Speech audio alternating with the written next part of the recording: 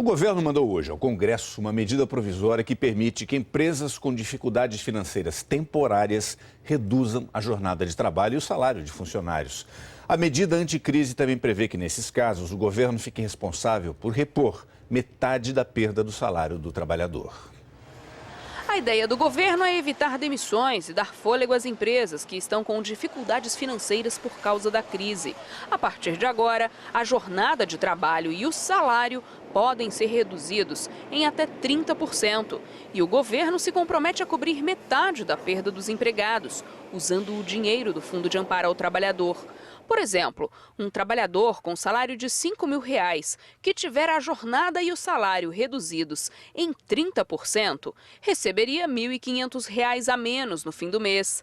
Mas como o governo cobre metade da perda, ele vai receber R$4.250. É um programa positivo, orientado claramente para a manutenção do emprego num período de crise que queremos temporário. É mais inteligente colocarmos recursos públicos para mantermos o emprego do que para financiarmos o desemprego. As empresas interessadas têm até 31 de dezembro para aderir ao programa. A redução da jornada e do salário poderá ser usada por no máximo 1 ano e precisa ser acertada entre patrões e sindicatos. Enquanto a empresa adotar o programa, ela não poderá mandar os empregados embora. Um comitê do governo vai definir os setores que vão poder participar. Sindicalistas, representantes da indústria química e do setor automotivo comemoraram.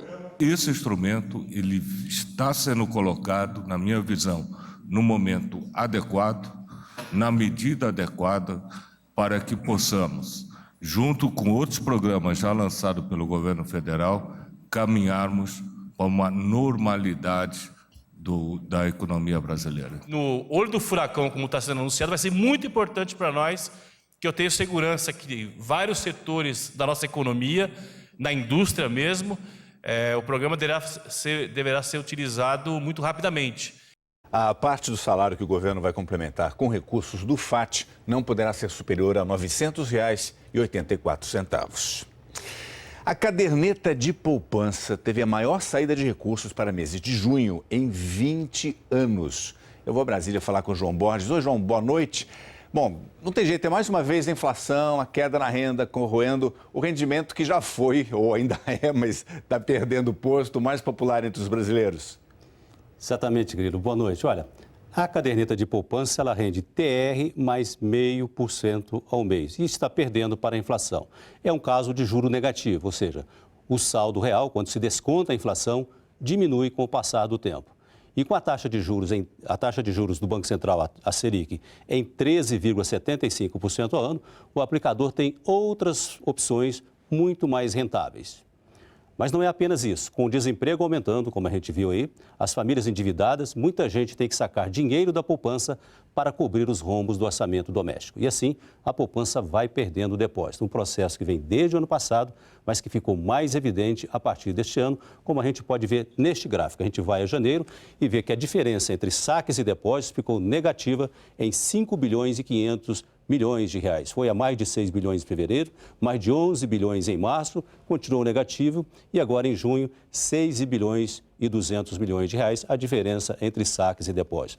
Quando a gente faz o balanço do semestre todo, a caderneta de poupança já perdeu 38 bilhões e 500 milhões de reais. Mas o problema não termina aí.